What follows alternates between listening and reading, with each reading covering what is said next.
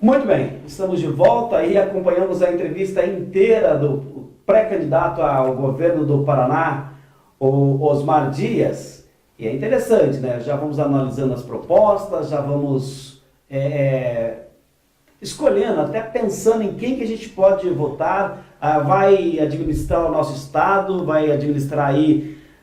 Tem muita gente que fala, né? Eu não dependo de político, mas infelizmente a gente está na mão dos políticos. Muriel, eu quero agradecer a sua presença aqui no nosso jornal, na redação do jornal O Repórter, até para fortalecer o nosso trabalho, que nós estamos ainda aprendendo aqui na internet, que a gente não domina, nós não somos aqui o dono da verdade, nós não temos todo aquele conhecimento, né, como gostaria de ter, temos muitas falhas, né, mas só erra quem faz, né, então estamos tentando falar para todo o povo, né, de Fazenda Rio Grande, todo o povo do estado do Paraná, principalmente para a cidade de Curitiba, para os meus amigos, meus parentes que estão assistindo. E é um momento ímpar, entendeu? Pelo menos para mim, estar aqui contigo, porque hoje eu fui, né, escolhido como um pré-candidato para disputar uma das vagas como deputado federal, representando o partido do Bolsonaro, que aqui em Fazenda Rio Grande eu sou o único pré-candidato representando a direita. Os demais são tudo centro-esquerda. Agora eu sou direita conservador em prol da família.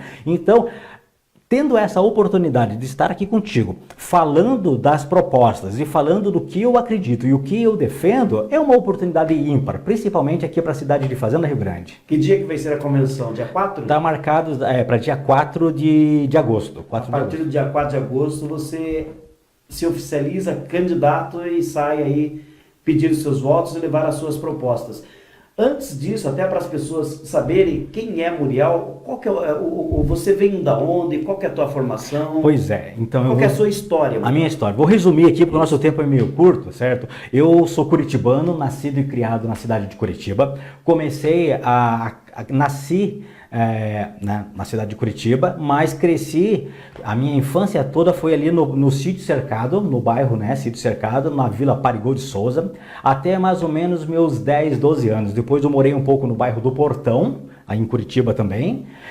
Morei mais ou menos no bairro do Portão até os meus 17, 18 anos, e dos meus 17, 18 anos eu me mudei para a cidade, eu mudei daqui para os Estados Unidos, morei 10 anos nos Estados Unidos, no estado da Flórida. Então toda aquela parte do estado da Flórida eu conheço muito bem porque tive muito tempo morando fora do Brasil. E depois, faz mais ou menos uns 10 anos que eu voltei de novo dos Estados Unidos e estou morando novamente, ao invés de estar morando, né, em Curitiba, agora eu optei em comprar uma residência aqui na cidade de Fazenda Rio Grande. Eu fui bancário, trabalhei no banco HSBC, era um programador com ênfase em análise de sistemas, o meu foco é informática, né? Meu foco é informática, tecnologia da informação, conheço bastante a respeito desse assunto, leio bastante, estudo bastante, porque esse negócio é igual política, tem que estar sempre aprendendo mais. Tem que estar sempre se envolvendo, sempre aprendendo mais. Então, desde quando eu me aposentei, que foi na época que o HSBC foi vendido para o Bradesco, certo? Eu aproveitei a oportunidade e consegui fazer um bem bolado com o pessoal do banco e consegui me aposentar. Depois que eu me aposentei, que faz mais ou menos uns 2 anos, aí eu fiquei sem rumo, né? Sem norte. Pô, estou sempre nativa, estou sempre fazendo alguma coisinha, estou sempre trabalhando, fazendo uma coisa ou outra. Ficar em casa assistindo Sessão da Tarde, não dá, né? É difícil. Aí o que aconteceu? Resolvi assumir a Associação Fazendense dos Deficientes Físicos, aqui da cidade de Fazenda Rio Grande. E a partir dali eu comecei a trabalhar em prol da pessoa com deficiência. E estou sempre buscando coisas para melhorar coisas da nossa cidade, em Fazenda Rio Grande, em que se tratando de acessibilidade para a pessoa com deficiência e também para a pessoa da terceira idade. Porque o que fica bom para a pessoa com deficiência também vai ficar boa para a pessoa da terceira idade. Como que é hoje a questão das pessoas com deficiência? As cidades oferecem condições para as pessoas trafegar, ir e vir tranquilamente? Falta muito aí da Muriel. Olha, falta muito, sendo bem verdadeiro para você, falta muito. Em se tratando de acessibilidade Em Fazenda Rio Grande, então falta demais da conta. Curitiba é um pouquinho melhor, porque na época até mesmo do nosso ex-prefeito lá, fugiu o nome. O Fruit? Não, era o Jaime Lerner. Ele trabalhou a nível de mobilidade urbana, bacana. Jaime Lerner foi estrategista, né? Foi demais, ele é um exemplo para muita gente. Na época, no final da década de 70, início da década de 80, mais ali na década de 80, muitas pessoas falavam assim, mas que absurdo, essas canaletas, não tem gente, não tem povo para tudo isso, tá fazendo obras superfaturadas. Aí a gente fica pensando, né, o que seria de Curitiba se não fosse o Jaime Lerner com essas canaletas exclusivas, com esse terminal de ônibus. Muitas pessoas os até tubos, reclamam, né? Os tubos, né? Com elevador, com rampa para pessoa com deficiência, para cadeirante. Nós acompanhamos uma situação, pegamos aí o ônibus de madrugada aí com a nossa equipe, observamos que é um absurdo, superlotação, mas a gente fica imaginando se não tivesse essas integrações como o Jaime Lerner fez, né? Você pensa assim também? Sim, lógico. O Jaime Lerner foi um marco, né, para a cidade de Curitiba principalmente, entendeu? Ele teve uma visão, digamos assim, um pouco mais avantajada, porque pelo pouco que eu conheço da história dele, ele viajou bastante. Ele trouxe ideias boas de fora para poder implantar aqui dentro. E depois que ele implantou em Curitiba, outros países estão copiando o que ele fez. Então ele não criou a roda, ele só ajustou para a necessidade da nossa população da época. No Brasil, várias cidades copiam Curitiba. Exatamente, isso é muito bacana. Ô Muriel, em quem você inspira na política além do Bolsonaro? Além do Bolsonaro, rapaz, olha, infelizmente, um dos caras que eu mais me inspirava era o falecido Enéas Carneiro. Ele era bem de direita, ele era radical. Na época que o Enéas tentou se eleger presidente, né, muitas pessoas chamavam ele de louco, chamavam ele de super conservador. E o Enéas previu muitas coisas que hoje estão acontecendo e que muita gente, mas milhares de pessoas, são contra, né? Principalmente o que a esquerda está implantando. Então, desde aquela época do Enéas, certo? O negócio já estava sendo previsto o que estava acontecendo hoje. Tanto é que o Olavo de Carvalho, já ouviu falar dele também, né? Ele também era do mesmo segmento que o Enéas, entendeu? Ele previu algumas coisas que há 10 anos, entendeu? Que ele comentou que ia estar acontecendo e que está acontecendo hoje em dia. E quem que está sofrendo com isso? Somos nós, aqueles que preservam a família, aqueles que preservam a dignidade, aqueles que preservam os bons costumes, aqueles que querem mais segurança, entendeu? Faz tudo um complô, se você parar para pensar. Ô Muriel, e me diz uma coisa, você já votou no Lula? Já votei. A primeira vez que o Lula se candidatou a presidente, eu votei no Lula, porque acreditei na campanha dele, assim como milhares de pessoas também acreditaram, eu votei no Lula. Mas na segunda... Era uma proposta boa, né? Era, mas uma proposta renovadora.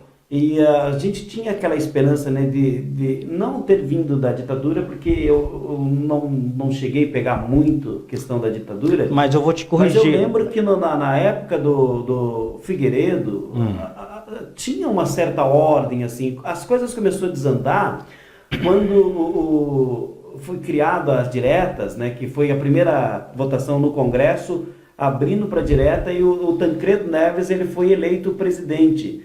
Só que, infelizmente, ele acabou falecendo, não pôde assumir, e daí veio o Sarney. Ali, acho que as coisas desandaram de uma forma, assim, inacreditável, né? Você comprava um café por R$5 de manhã, à tarde já estava 15. Era uma situação muito complicada. Você viveu toda essa época também, né? Vivi, era impressionante. E daí veio a proposta do Lula. As pessoas, puxa vida, né? Pois é, a proposta do Lula naquela época era uma proposta renovadora. Mas eu só quero fazer um gancho no que você comentou, porque nós não passamos por ditadura, nós passamos por regime militar. Existe uma grande diferença de uma coisa e da outra. Se você parar para pensar, nos dias de hoje, que é à noite, entendeu? A partir das 8, 9 horas da noite, você não consegue andar na rua sossegado com seu telefone, com a sua bicicleta, com seu carro. Naquela época do regime militar, você não tinha esse medo, você não tinha esse receio. Se você perguntasse hoje para o teu pai, para o seu avô, como que era viver na época do regime militar, eles vão falar para o seguinte, para a pessoa de bem, para a pessoa que não tem nada, não tem rabo preso com a polícia, era sossegado. Quem temia o regime militar? Exatamente as pessoas que queriam se revolucionar contra o regime.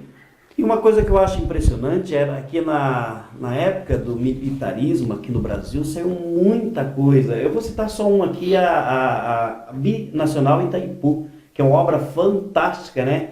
Se não tivesse essa obra aqui, o país aqui, o Brasil, seria um caos por falta de energia, não, Muriel? Com certeza.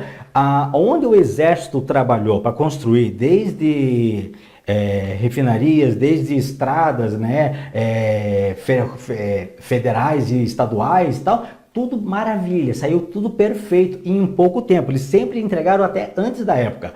Depois que saiu o regime militar, que veio né, entre aspas, a democracia, que virou essa bagunça com a nossa política, essa roubalheira desenfreada, aí o que acontece? É alto custo, desvio de dinheiro, né? Os políticos atualmente, né, são poucos os que realmente trabalham para a população, porque a grande maioria estão lá, entendeu, para benefício próprio e benefício dos seus parentes, amigos e aquelas coisas que a maioria das pessoas já estão até cansadas de saber. Muriel, você se inspira muito no Bolsonaro, mas você tem uma bandeira que é em prol das pessoas com deficiência física. Tem outras também? Quais são?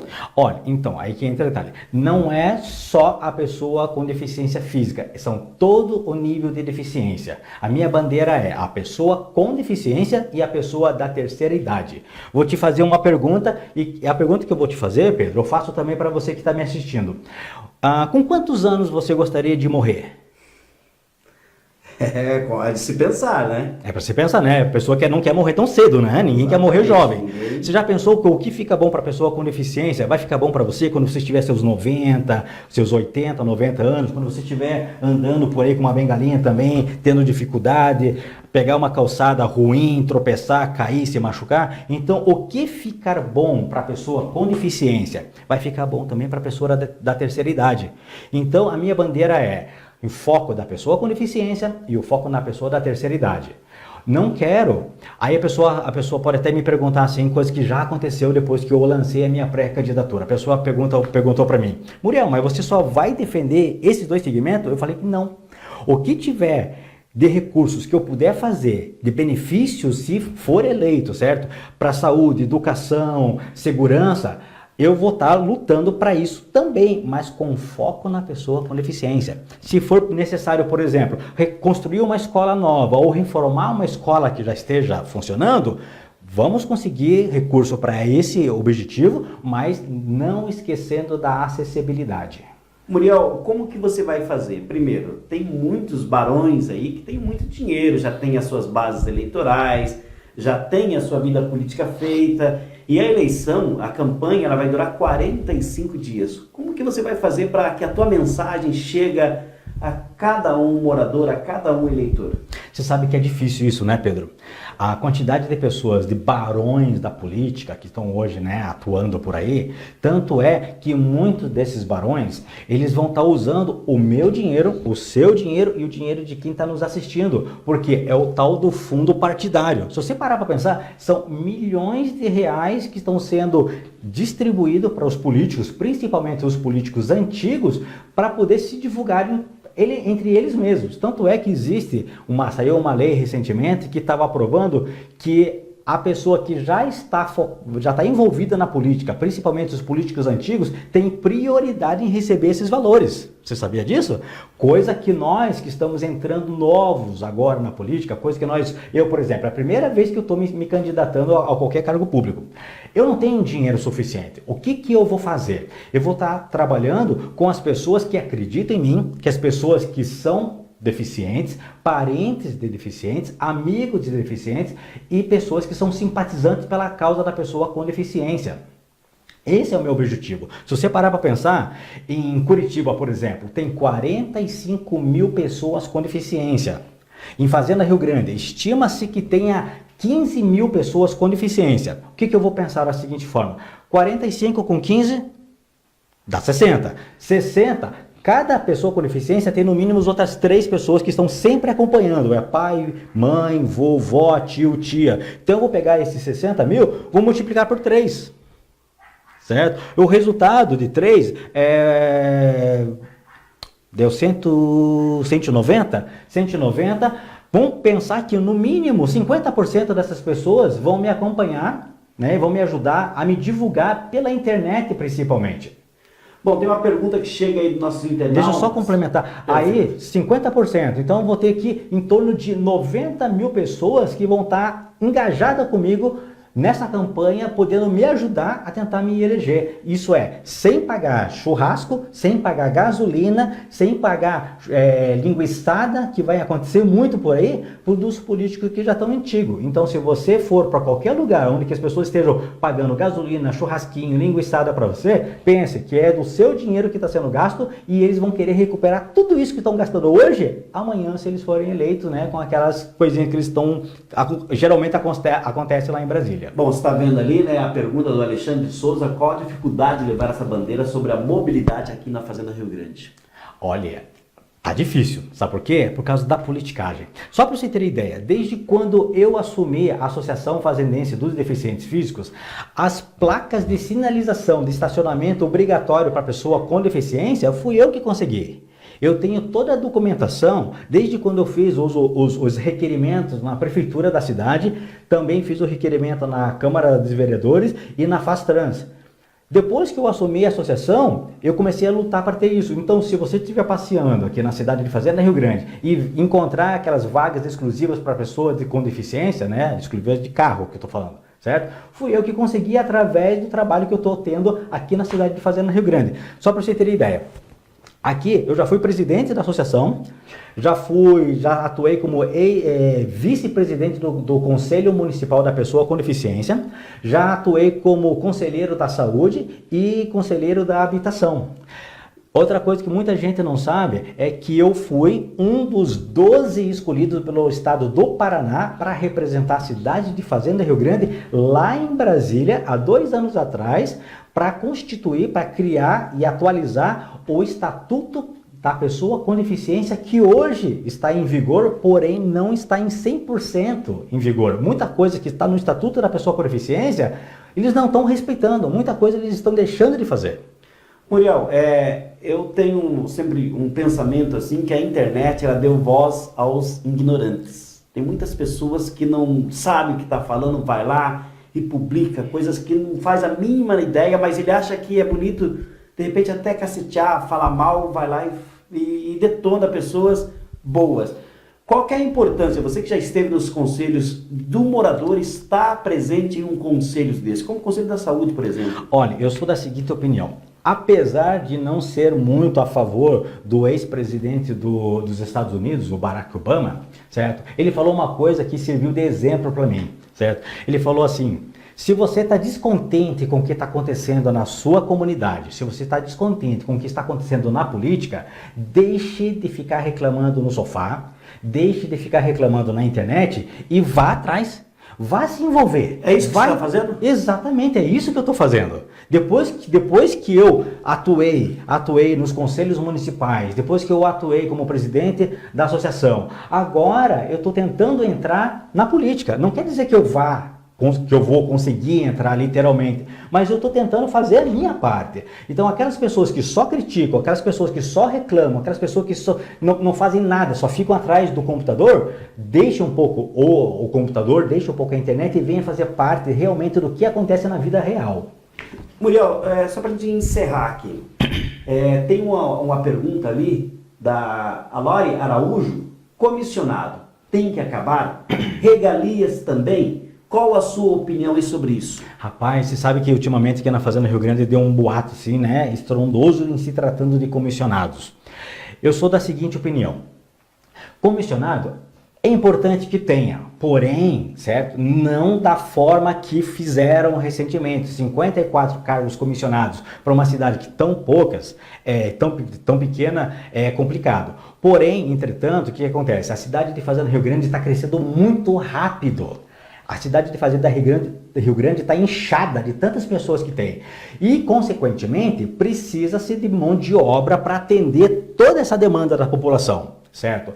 Se a prefeitura não está proporcionando concursos públicos para contratar as pessoas trabalharem diretamente, o comissionado tem que ser contratado, porém com certa regularidade, com certo, como que eu posso dizer, a pessoa tem que estar preparada para assumir um cargo do comissionado. Aquela história de contratar amigos, parentes e principalmente contrata-se comissionado agora, para daqui a alguns meses, certo? Nessa eleição ou na próxima, essas pessoas serem obrigadas a ficar nas esquinas, chacoalhando bandeirinha para o partido para não perder o cargo público, isso eu sou contra, totalmente contra. Me fale uma coisa, para a gente encerrar, vamos aqui num ping-pong aqui.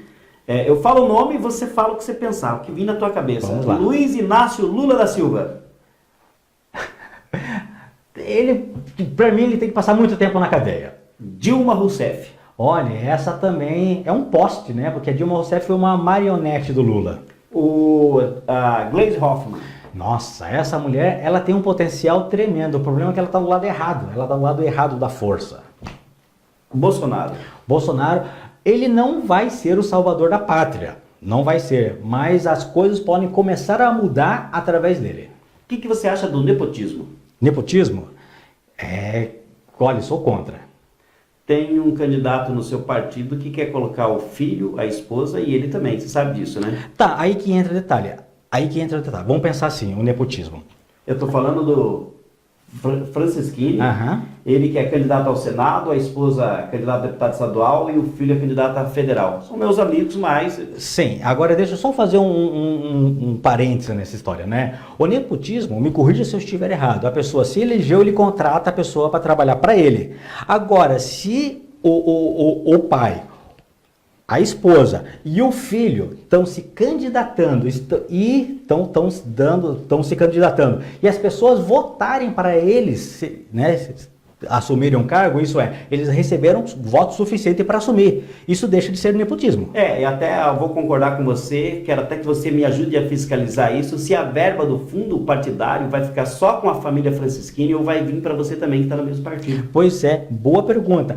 O Bolsonaro falou, entendeu? E tem vários vídeos para complementar isso, que ele não vai usar esse fundo partidário.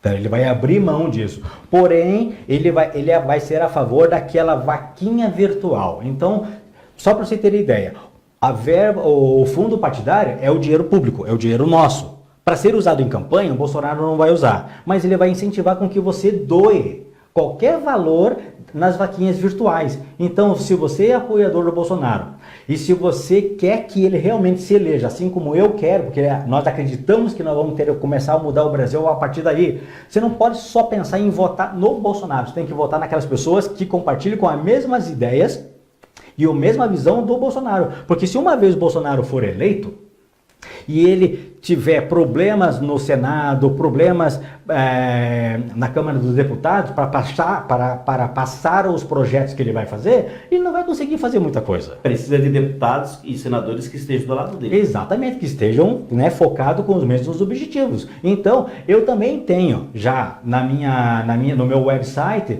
a minha vaquinha pronta para você. Se você quiser me apoiar aqui na Fazenda Rio Grande, eu sugiro que você entre no meu site, que é www.murimil.exclusivaartes.com, e ali você vai encontrar um link que vai levar para doação. No site da doação você vai poder me ajudar, porque eu também não vou estar entrando com dinheiro nenhum. Meu trabalho vai ser muito mais virtual, porque as pessoas com deficiência, só voltando no assunto, as pessoas com deficiência, elas têm dificuldade de sair de casa, por causa da falta de acessibilidade que existe nas ruas. Certo? Então o que acontece? Eu tenho muitos contatos, certo? Com pessoas com deficiências, os parentes e familiares, essas coisas todas. Então por isso que o meu trabalho vai ser mais focado a nível virtual do que nas ruas. E é assim que eles e todas as pessoas que me conhecem vão estar me apoiando. Então, hoje em dia, o outdoor, né, que tem espalhado pelas todas as cidades, aqueles outdoors vão ser poucos visualizados. A maioria usa o outdoor no celular. Está no bolso da pessoa. A pessoa pegou um ali, vê as propagandas, vê os vídeos, vê tudo. Esse outdoor é o que vai fazer a diferença. É o celular hoje em dia. Então, se você compactua comigo nesse mesmo pensamento, se é a favor dos bons costumes, a favor da família, a favor, né, do porte de arma para cidadão de bem, Isso certo? que eu queria te perguntar, você concorda com essa ideia também? Porque eu tenho minhas dúvidas aqui, sabe? Tem muito maluco, fico pensando aí, tem uns doidos aí, imagina uma arma de fogo na mão de uns malucos que tem aí, Muriel. Pois é, aí que entra o detalhe. Eu concordo com isso. Eu acredito que o cidadão de bem tem que ter porte de arma, porém não deve ser aberto a esse porte de arma para todo mundo, certo? A pessoa tem que passar por um psicólogo primeiro, passar por um pequeno treinamento, certo? Para poder portar a arma. Imagine nós estamos no teu estúdio aqui fazendo essa entrevista, de repente chega um vagabundo aqui armado. Eu prefiro ter uma arma e não usar do que não ter uma arma e precisar usar e não ter. Entendeu? Eu prefiro me defender. Agora, porque hoje em dia, quem tem arma? Os vagabundos. Qualquer lugar que você vai, os caras estão armados. Os vagabundos estão em inversão totalmente. Então, eu prefiro ter e me defender do que passar necessidade de não ter. Já pensou eu, por exemplo? Eu sou uma pessoa com deficiência, eu tenho dificuldade de locomoção. E tenho minha esposa e meu filho. Se minha casa é invadida por um vagabundo e eu estou desarmado, o que eu vou fazer? Agora, se eu estiver armado, eu tenho certeza, cara, que o Bob, pelo menos o cara, vai passar um perrengue comigo, porque daí eu sei operar uma arma. Muriel, Cida, Ratinho ou Osmar? Olhando ali, ó. Cida, Ratinho, Osmar. Olha, ai Deus do céu, já me perguntaram isso e né, Vai seguir a orientação do partido? Eu vou seguir a orientação do Bolsonaro. O que o Bolsonaro falar, nós estamos juntos com ele. Tá certo.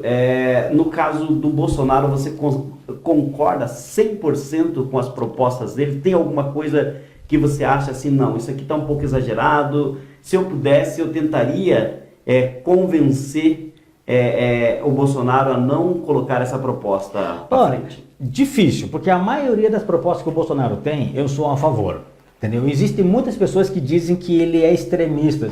Cara, não tem de extremismo nisso. O que ele quer fazer é cuidar não só dele, cuidar da sua família e cuidar da minha família. Entendeu? Existem pouquíssimas coisas que eu falaria assim, olha, vamos tentar pensar melhor nisso. Vamos trabalhar melhor esse teu raciocínio, entendeu? Agora, eu estou seguindo o Bolsonaro praticamente em tudo que ele está propondo e eu estou seguindo ele. Tá certo, eu quero trazer aqui até um pedacinho do Eduardo Bolsonaro, que ele dá um recado pra gente, para nós que somos da pequena mídia, nós que tentamos fazer um trabalho, né, que você viu aqui a nossa correria hoje, as coisas, alguma coisa dá certo, a outra não dá, mas com bastante dificuldade, mas tentamos levar de uma forma séria. Aqui está você junto comigo, abrimos espaço para você. Aqui vai vir o deputado Toninho, vai vir Chico Santos, vai vir Alisson, aquele que quiser vir aqui conversar com a gente, nós vamos abrir espaço. Os grandes veículos de comunicação, não sei se alguém já te convidou para conversar com eles, para mostrar a sua proposta, mas o Eduardo Bolsonaro, ele até acabou fazendo um elogio, né, porque os pequenos veículos de comunicação, eles abrem espaço abre espaço para a gente. Ele abre espaço para a gente, para eles, né, para as pessoas, para poder falar. Tem mais algum recado dos nossos internautas aí, Maicon? Para a gente poder falar aqui. Bom, eu quero as pessoas que vão vendo essa entrevista, pode deixar sugestão para o Muriel, para a gente também. Eu quero agradecer muito a sua participação aqui, a sua paciência com a gente. Nós ainda temos muito que aprender, Muriel, e eu espero que de alguma forma tenha sido útil para você essa entrevista, até para você poder levar a sua mensagem aos seus eleitores. Muito obrigado mesmo pela sua participação. Eu que agradeço, Pedro Bala. Eu quero deixar só o meu parecer final aqui para vocês, que o meu apelido, né, que é Murimil, né, que muitas pessoas me conhecem como Murimil, esse 1000, ele não vai ser o meu número de campanha, entendeu? Tem muitas pessoas perguntando, Muriel, mas o teu número vai ser 1000? Não, ele não vai ser 1000, vai ser um outro número, vai começar com 17 alguma coisa, certo? Então, só para esclarecer dúvidas, para que as pessoas não pensem que eu estou divulgando um número de campanha que não é, né, que isso nós sabemos que é ilegal, né? Mas, Pedro, mais uma vez eu agradeço essa oportunidade. Quero agradecer a todos vocês que estão acompanhando, né, essa entrevista. Se vocês puderem, compartilhe essa entrevista, avise seus amigos, compartilhe para todo mundo que você puder, porque só assim, unidos é que nós vamos conseguir mudar este Brasil. unidos que nós vamos fazer uma diferença para nossas vidas e principalmente para as futuras gerações. E lembrando, né, como o Bolsonaro sempre diz, Brasil acima de tudo e Deus acima de todos. 11 horas e 15 minutos aqui em Fazenda Rio Grande, nós encerramos aqui essa nossa live e voltaremos em uma outra oportunidade. Amanhã é bastante complicado, nós estamos distribuindo o Jornal Repórter que chega em toda a região, mas assim na medida do possível estaremos aqui junto com você com o Esporte Amador.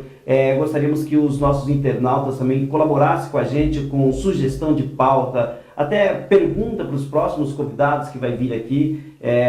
Desejo a todos um abençoado um abençoado aí, final de tarde, né, início de quinta-feira aí, final de semana também a todos. E nós voltamos numa próxima oportunidade, se Deus assim nos permitir.